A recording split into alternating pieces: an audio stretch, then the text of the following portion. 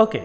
So, in the last lecture, we talked about Poisson brackets, how to write equations of motions in terms of Poisson brackets, and some of its properties. Okay. Now, before I return to more properties of Poisson brackets, I will take a small detour and talk about infinitesimal canonical transformation and its consequences, and it's a really exciting thing, because remember when we started the canonical transformations, what I said was, oh, it would be very nice if I can somehow transform to such a coordinate system where all the canonical coordinates are cyclic, and then the problem would be extremely trivial, because then all the conjugate momenta would be constant, and then equation for q I dots will be extremely simple there.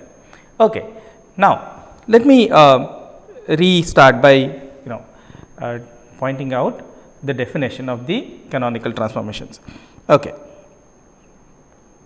So, there remember when we introduced the canonical transformations, canonical transformation will map the phase space or the one coordinate system of the phase space to another coordinate system.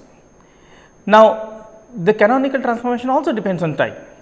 So, we can think of these mappings as a function of time, or time as a parameter, and the mapping changing as the time progresses. Now, in general, there is a family or the algebraic structure of continuous canonical transformations. What I mean by that is, think of a canonical transformation which depends on some continuous parameter alpha,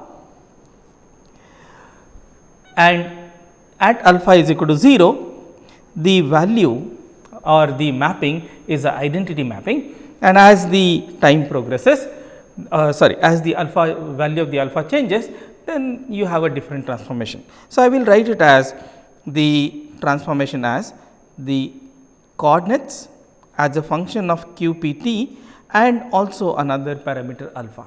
I will give you an example in a moment.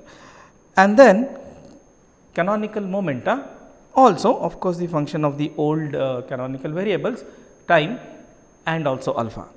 And we will put a starting condition there, that if alpha is equal to 0, then capital Q I is same as small q I, and capital P I is same as small p I. That is the identity transformation. Okay. Now, I will write it in our matrix notation. So, you have new coordinates xi which depend on the old coordinates eta, time, and the parameter alpha. Okay. Fine. Now, this transformation, of course, is a general transformation, it is a canonical transformation, but I will call it infinitesimal canonical transformation if the value of alpha is small, and that means when you perform this transformation, you are very close to identity transformation. The new coordinate system would be very close to the old coordinate system. The coordinates of each point are changing, but they are not changing by much. Their change is infinitesimal. Okay. So, what kind of generating function you would expect for infinitesimal canonical transformations? I am going to use abbreviation for this. I am going to call ICT for infinitesimal canonical transformations. Okay. So, the transformation for ICT, generating function for ICT that I am looking for must be close to identity, and which of those, remember 4 generating functions we had written, which of those gives me a identity transformation? That is the one when you express the generating function as a function of old coordinates and new momenta. Okay. So, the generating function there is function of old coordinates, that is small q, then capital P, and of course, t there. And because it is infinitesimal, the first term here of course, is an identity generator for identity transformation. This you remember from the last week's class. And then I am going to write this as, so for a small alpha,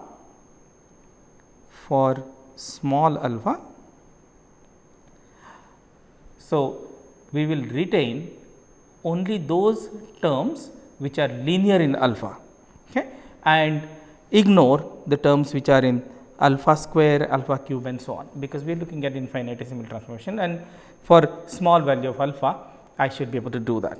Okay. And then the function g, remember capital F is anyway generator of the canonical transformation. The capital G is also called as generator, but now it is called as generator of ICT. Okay. And if I have that, then the new coordinates q I can be written as old coordinates plus some change. Okay. And remember, how do I get this? This one was nothing but you take del f by del p I, and then you get the new coordinates q I, and in the same way, so I will write it as q I plus alpha times. The only change that I have made here is I have replaced the capital P I by small p I. Why is that? Just a minute, give me a minute, I will explain it to you. So, if I look at the P I equation, remember the P I can be obtained from, so this would be del f by del q I will give you P I, okay. And this capital P I is equal to small p I, and then sorry, I wrote it wrongly, small p I is equal to capital P I plus alpha times del g by del q I. Okay. So, this is how you get this, and if you look at this equation here, remember the difference between small p and capital P is already linear in alpha, because p I minus small p I is which I have written here as delta p is minus alpha times del g by del q I.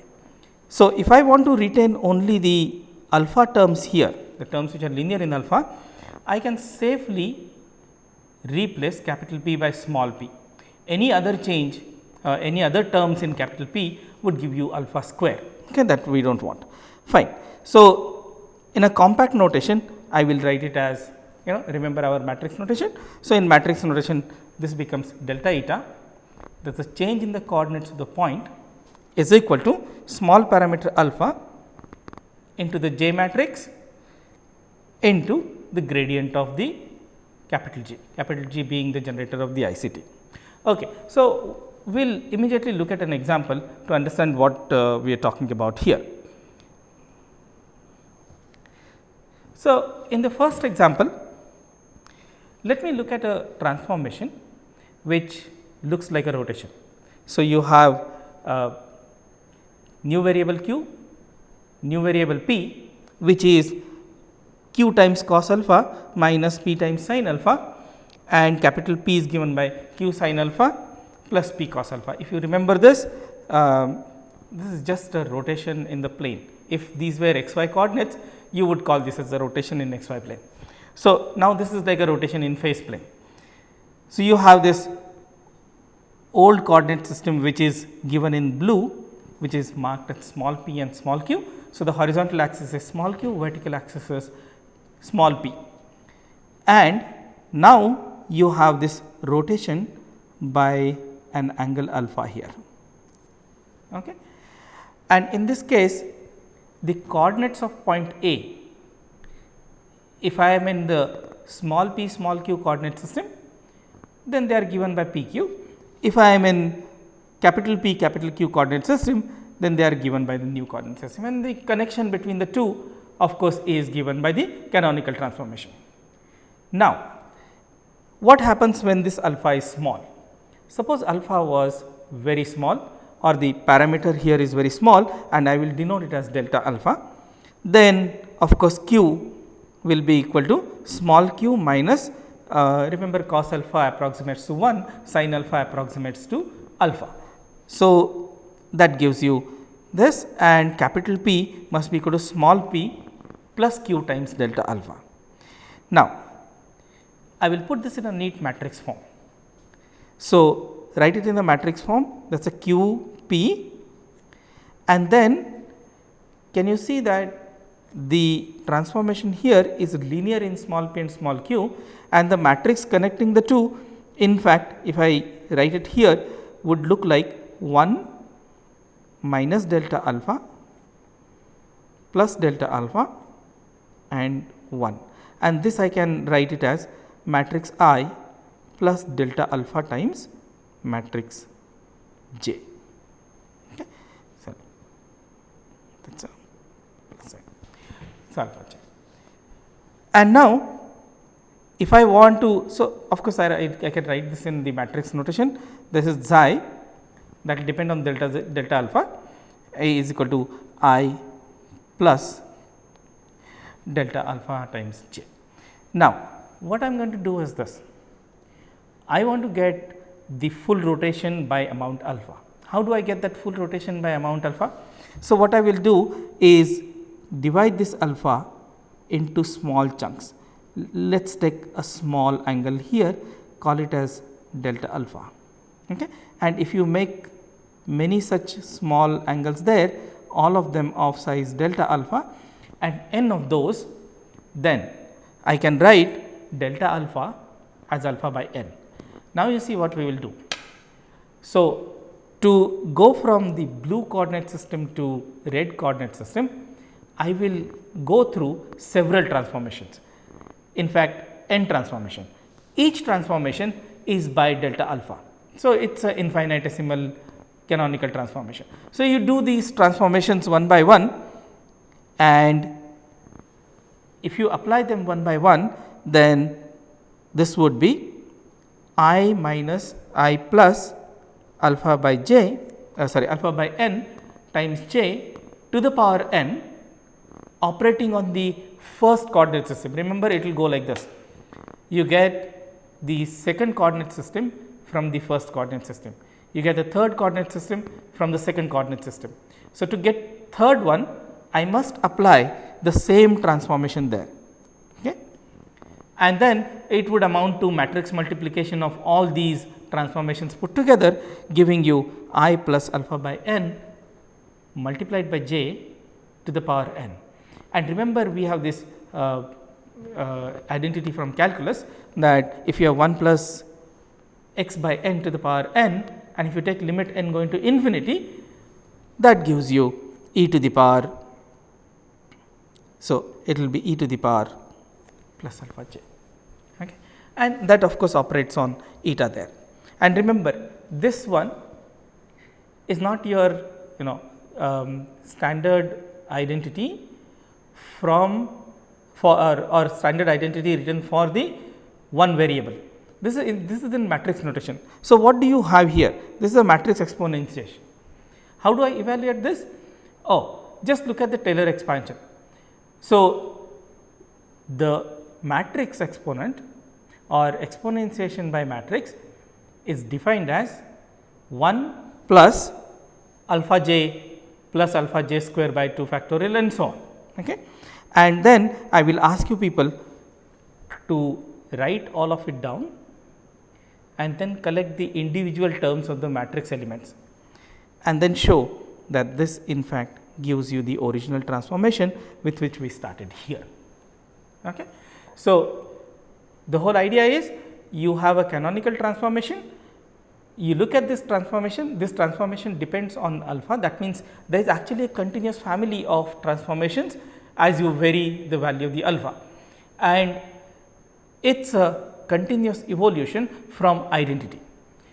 And when you take infinitesimal transformations, then of course, you are very close to identity, but you can get finite canonical transformations by successive application of infinitesimal canonical transformations. Okay. Now, how do I find the generator? So, finding generator, for this you go back to the equations of transformations. So, capital Q is Q cos alpha minus P sin alpha, and capital P is Q sin alpha plus P cos alpha. Okay. Now, what I want to do is I want to find that generator. Remember, I also want to find generator for ICT, but I will also try and find the generator for the canonical transformation. Okay. To find that capital F, remember it was function of coordinates q and new momenta. Okay. So, what I need to do is first transform these equations such that I write small p in terms of capital P and small q, and capital Q in terms of capital P and small q. This inversion is of course straightforward. Okay. You can easily see that I can first start by this equation here and keep P on the left hand side, transfer everything to the right hand side, that will give me equation here, and then once you have this value of P, all that you have to do is put it back into the capital Q equation, and then you have this transformation there. Okay. And now what do you do? Now you use these two equations. The generating function must be such that its derivative with respect to small q will give you small p, and its derivative with respect to capital P will give you capital Q. Okay, here. So, you do that and do the integration. So, you already have expression for P which is in here. So, first you integrate this equation and then integrate this one, okay, to complete the integral, and then you get this F, which is QP sec alpha minus half q square plus capital P square tan alpha. Remember, this gives you full whether alpha is infinitesimal or finite. This is the generating function for the canonical transformation. Okay. Now, how do I construct the ICT from here? Well, that is very simple.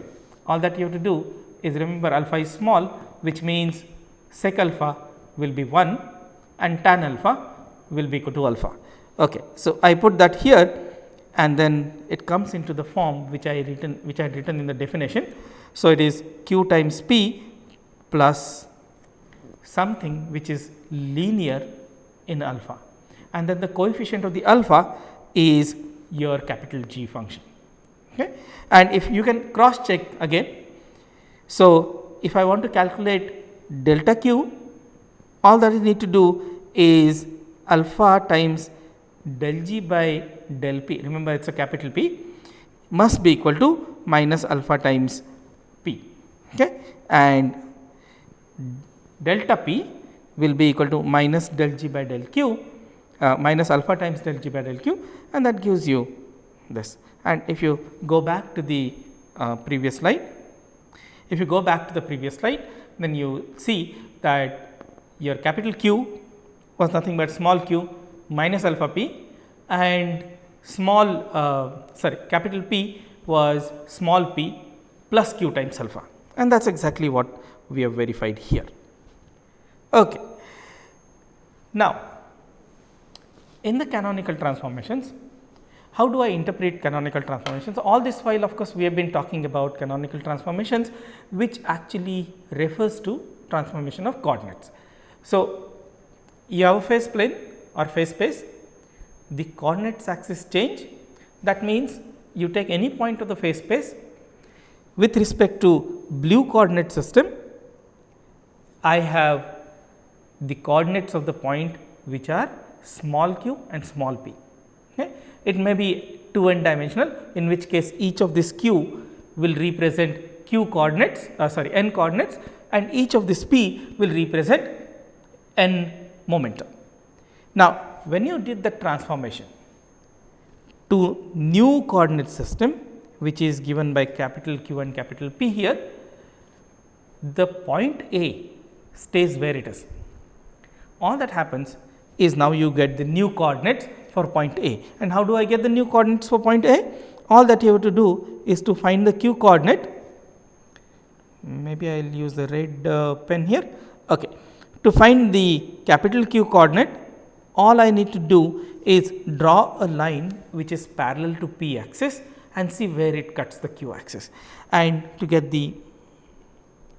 So, in this diagram, of course, I have drawn P and Q capital P and capital Q as perpendicular to each other, but that may not be the case. Okay. And what more, of course, the origins also need not be the same. But anyway, we know how to find the coordinates of a point given the coordinate system. Okay.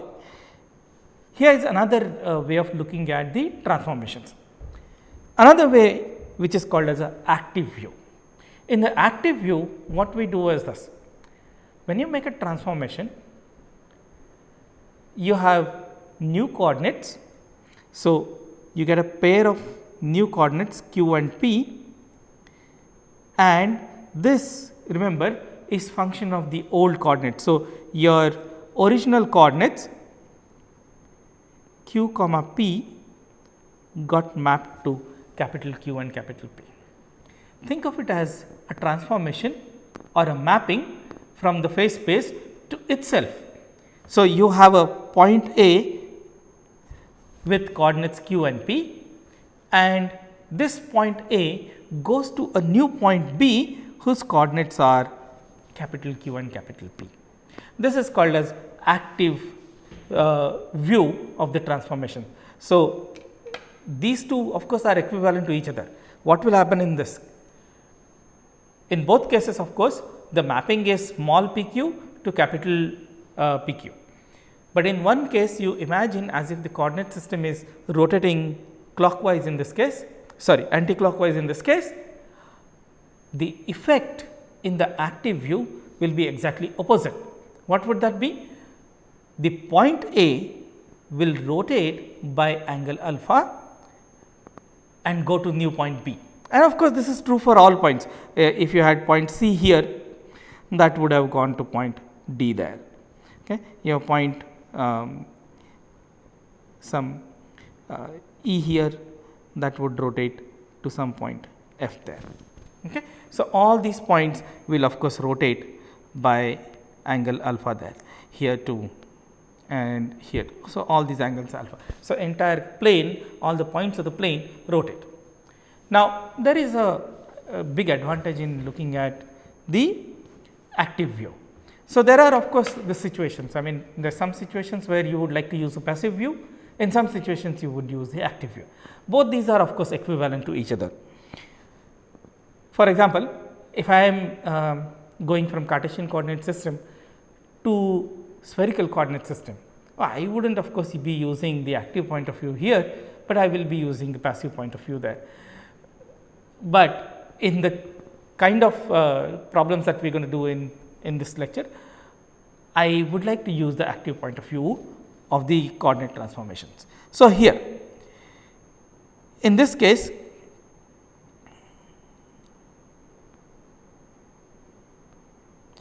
so now you look at it like this: you have a ICT which is generated by the generator G, okay, and let us say the infinitesimal parameter is alpha epsilon.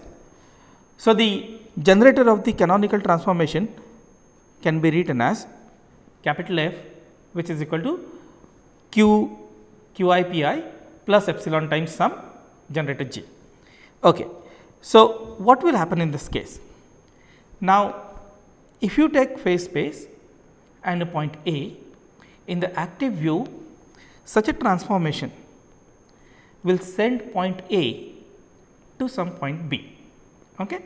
Now, where does it go?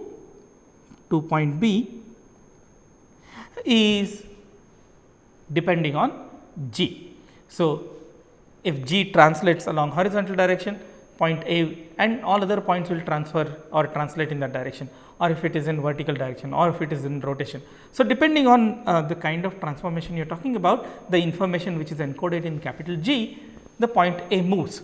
Okay. So, it goes to some point which is in the neighborhood. Remember, we are talking about infinitesimal transformations, which means A goes to B, B is in the vicinity of A. Now, if I for epsilon, if I take dt, okay, the time interval, and for G I take the Hamiltonian. Okay. Remember, it is a generating function. It does not matter what function goes in G, it will always generate a canonical transformation. Okay. So, here what I want to do is this: the family of transformations is parameterized by the parameter t, which is time itself, and the generator for the infinitesimal transformations is the Hamiltonian itself. What will happen in that case?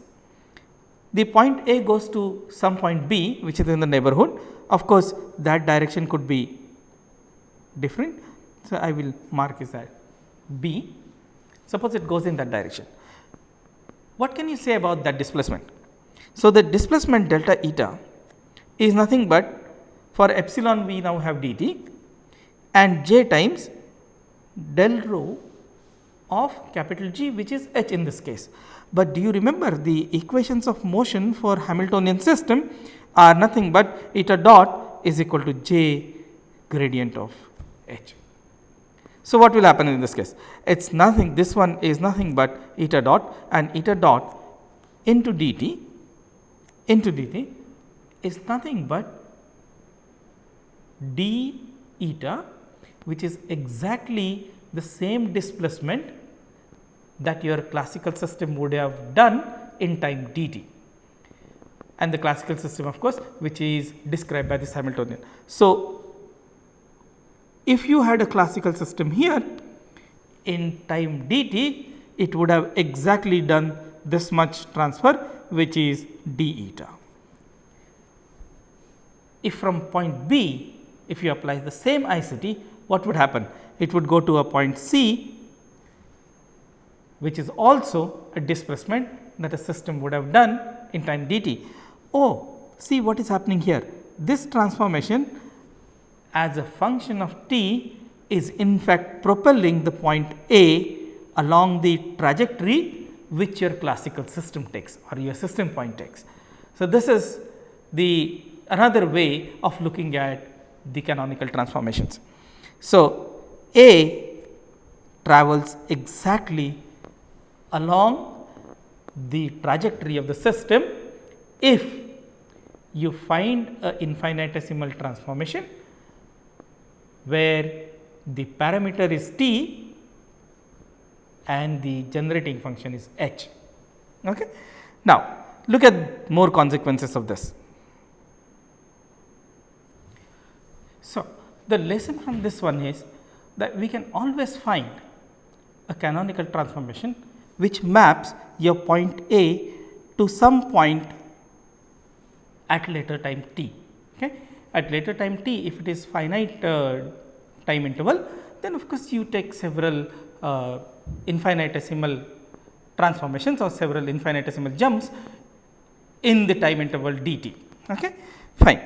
Now, if you have a canonical transformation which maps eta 0, a point, to eta t, which is at some later time, how about the inverse transformation? So, the inverse transformation is also possible. Remember, canonical transformations form a group, which means if I have one canonical transformation, I can always find the inverse transformation. Now, it is possible to find then a transformation which maps eta t to eta 0, but see, if I map eta t to eta 0, what will happen? In the transformed coordinate, in new coordinates, the system point will always have exactly the same coordinates which are eta 0, which means everything is standstill. You have all the canonical variables, not just the canonical momenta, but all the canonical variables will be constants of motion. Can we really do that? Yes, and here is one example. So, if you take free particle, in case of free particle, the Hamiltonian is p square by 2m, okay? And we already know the answer to this problem. So, here the coordinate at time t is nothing but q 0 plus velocity into time t, and the momentum of course remains constant. Now, what I am going to do is this: I will write q 0 and p 0 in terms of q of t and P of t. Okay. So, I can just invert these relationships and write q0 as qt minus velocity times t and p0 as pt. And now you write capital Q. So, inspired by these relations, I am going to write down this transformation. So, the canonical transformation is written as Q. So, basically wherever there is a Q0 and P0, I am going to replace it by capital Q and capital P, and Q of t and P of t are your old coordinates, that is Q and P. Okay. And if you want to find the generator for this particular transformation, then you of course write capital Q in terms of small q and capital P, and capital P also in terms of small q and capital P, and then check whether it is a canonical or not. It is quite easily seen that if you look at Poisson bracket of capital Q P, it will turn out to be 1, and it is very easy to see from the equations above. So, the transformation is canonical. All that I have to do is now use your standard equation. Your del f by del q must be equal to P, and del f by del capital P must be equal to capital Q. Use this, integrate this and find this generating function there. Okay. Once you have generating function, now what will happen? Remember,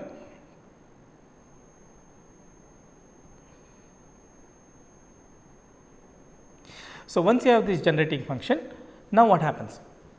Remember, the Hamiltonian, when you make a transformation, canonical transformation, which depends on time t, which it does in this case, what happens to the Hamiltonian? The new Hamiltonian is old Hamiltonian plus del f by del t. And now I will write it. What was the old Hamiltonian? That is p square by 2m.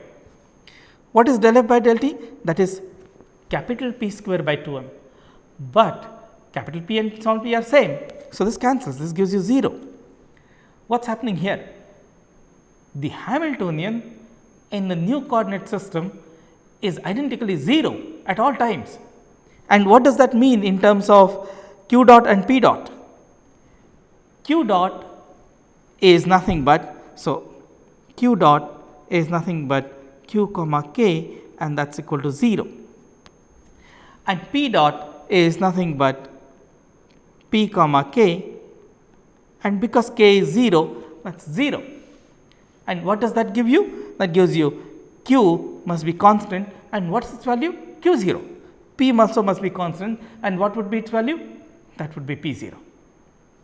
That is it. We have completely solved the problem here. I have got two constants of motion. The trajectory of the system in this new coordinate system is just a single point. At all times, the system sits at the same point. So, see how this works. I show you this video, okay, small animation. Now, this is the free particle. So, what would happen if I focus only on, say, black dot here? Okay, so, I have this coordinate system which is given by P and Q, and then I am going to now evolve in time, and as it evolves in time, your coordinate system also changes. Remember, the change in the coordinate system can be found from the transformation equations here. So, the transformation equations here are capital Q is small q minus p by m t, and capital P is equal to small p. Okay. So, let me write that here. Your capital Q is nothing but small q minus p by m times t, and capital P is nothing but small p. So, how do I find the new axis? If I want to find new p axis, all that I have to do is set capital Q is equal to 0. That gives me the equation for the new axis for p, for capital P. Okay. So, as the black dot, so in the at t is equal to 0, my system is sitting on the black dot, that is 0.5, p is equal to 0.5 and q is equal to 0. Now, what will happen? if the time runs. You see what happens? So, the p axis, q axis of course remains horizontal, capital Q axis, p axis is turning. Okay. And remember, as it is turning, it is also getting elongated, okay. It is getting scaled, and the black point always remains on the p axis. So, if it is on the p axis, what are the coordinates of this? The coordinates of this are exactly same as the old q and old p, which is in fact was 0, 0.5. Okay. And as system evolves, so the trajectory of the black dot and the rotation of p axis is in such a way that it always remains on that axis, okay, preserving q 0 and p 0. But this is not just about the points which are on the p axis. You can look at any point. The same transformation will work irrespective of which starting point you are talking about. So, if I want to do that again, then look at here. This one is p is equal to 0.5. This point is traveling with some speed. Look at the blue dot. Blue dot starts from the negative p axis, that means it is moving towards the left, but it is slightly faster because it is moving with a momentum of 0.6 in this diagram. So, it moves faster, but you see at this trajectory your p axis is also traveling faster. So, everything works out fine. Look at this magenta dot. Okay. It started from here, its original coordinates were given by these, and as it evolves in time, as it moves along the phase space trajectory, its new coordinates are obtained by taking the coordinates along capital P and capital Q. Remember, how do I take the coordinates? If I want capital Q coordinate, I draw a line which is parallel to capital P axis, and that in fact is always this point, and it is always this point, and this is how. So, every time this will happen for any system that you are talking about, if you manage to find one transformation such that all the canonical variables are absent from your Hamiltonian, and which only means that you have found two n constants of motion, and they were exactly same as the original values or t is equal to 0 values of the canonical variables. Okay. So, this is how you would do this. I will give you one more example, an example of harmonic oscillator. Here the Hamiltonian is given by p square by 2 m plus half m omega square q square. Now, I will straight away give you the generating function for this transformation. You know how to find this generating function. So, to find this generating function, what I need to do is, remember, you write the transformation for capital Q, capital P in terms of small q, small p. How do I do that? Again, you already know the answer for q, q of t, which is nothing but some constant times sine of omega t plus another constant.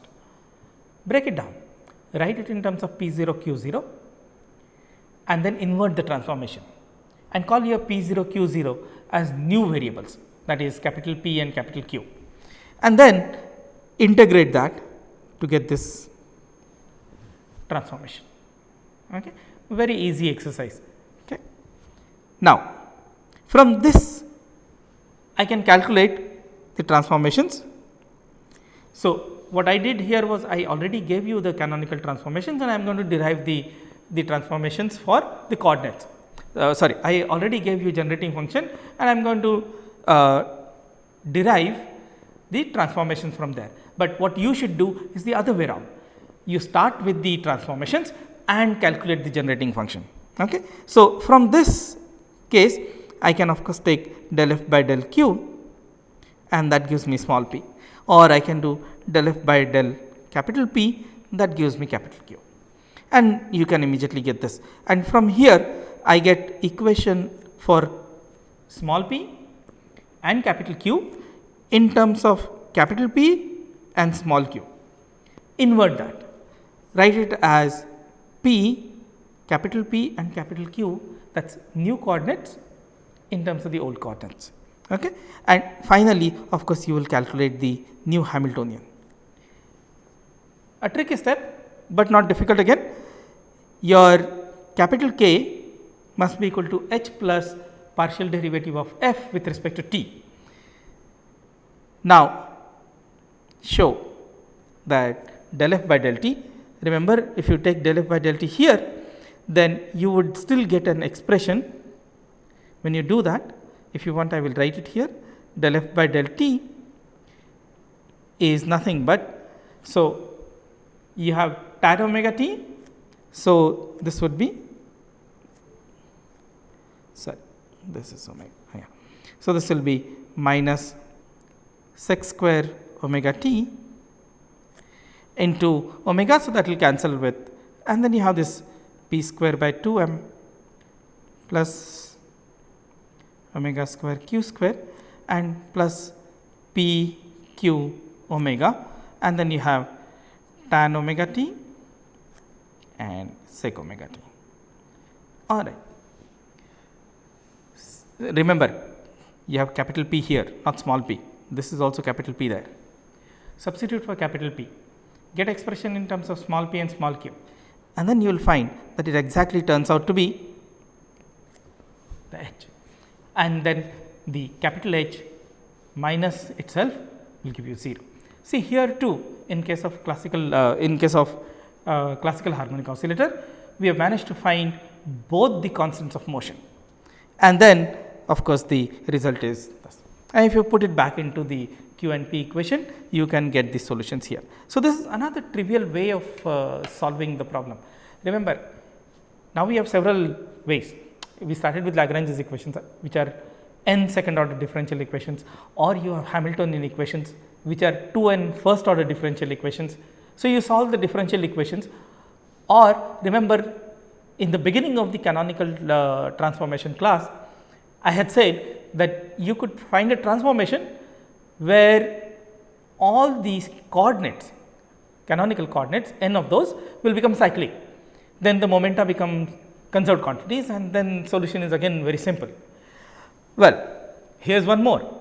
So now you find a canonical transformation such that the Hamiltonian either becomes 0 or becomes constant, and once it becomes 0 or constant, from the equations of motions we immediately know that all 2n coordinates, canonical variables, must be constants of motion.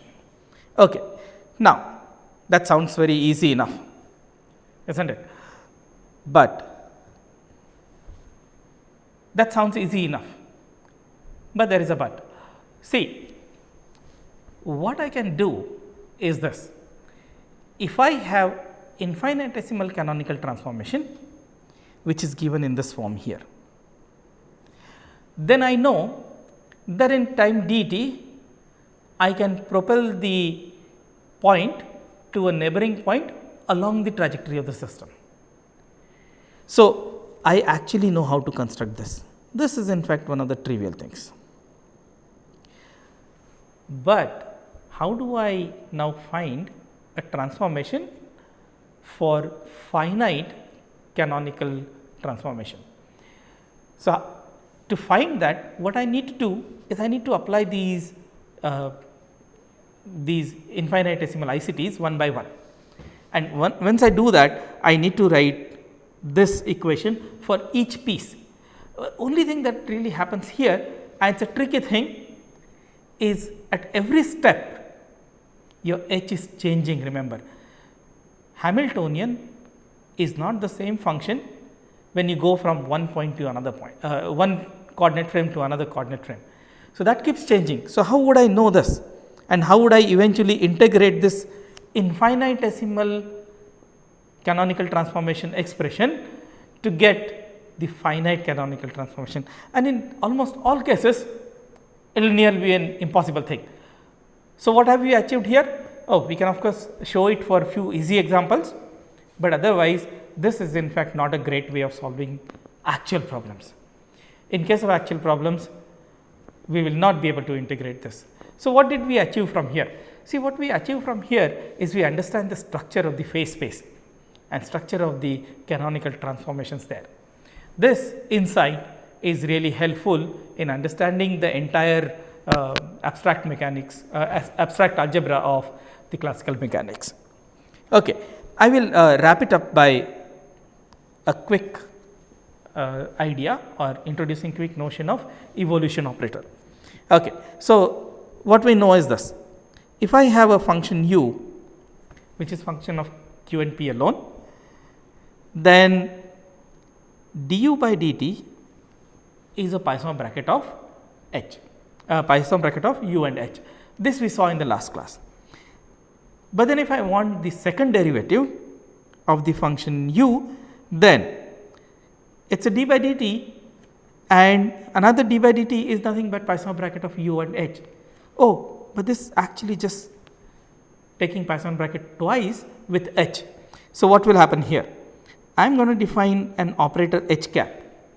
H cap operating on u gives me a Poisson bracket of u and h. So, what is this expression? This expression would become h cap square operating on u, and that would be same as u h and another h. Okay. Now, use the Taylor series. Of course, we will assume that u is all nice function and all that. If I use the Taylor series, I have u of t which is u of 0 plus the first derivative of u with respect to t, but that is nothing but Poisson bracket of u and h. And then it is t square by 2 factorial into second derivative of u with respect to t, evaluated at of course t is equal to 0, remember. But that is nothing but, so you can actually generate a series like this. Okay. So, you can formally write u of t as, so instead of u, if I use one of the canonical coordinates, can I write x of t or q of t in the same way? Yes, of course you can. So, take one example for here. It is a simple particle under the constant force. So, I will write it as, write the Hamiltonian as p square by 2 m minus m a x.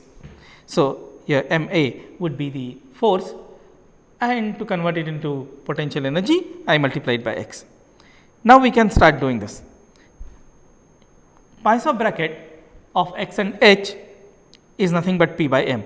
Remember, Poisson bracket of x with itself will become 0, and if I take the second operation there, then Poisson bracket of x with h we have already evaluated as p by m.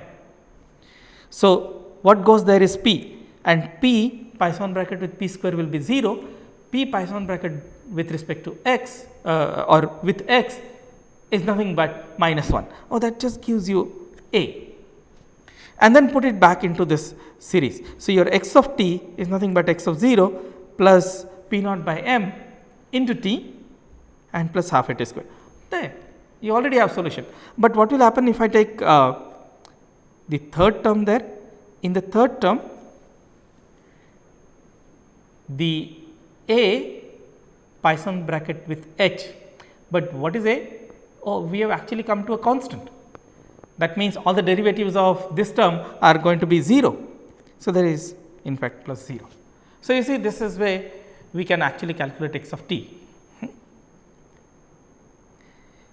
So, now what I am going to do is define a evolution operator e to the power h cap t, and how does that look like? So, e to the power h cap t, I will write it as identity. Remember, this is an operator form. So, plus t times h cap operator plus t square by 2 times h cap square and so on. And remember, when it operates on a function u, you get u plus t and h cap operating on u, oh, but that is nothing but u comma h, and plus t square by 2 factorial h cap square operating on u, that again is u h and another h there. And now you see this is exactly similar. So, if you take a moment again and go back to our comparison of Poisson algebra with the commutative algebra of quantum mechanics, there is another. This is the evolution operator, which is similar to the one we see in quantum mechanics, and it is not surprising because we have imitated the Poisson bracket algebra as is to construct the quantum mechanical algebra there. Okay.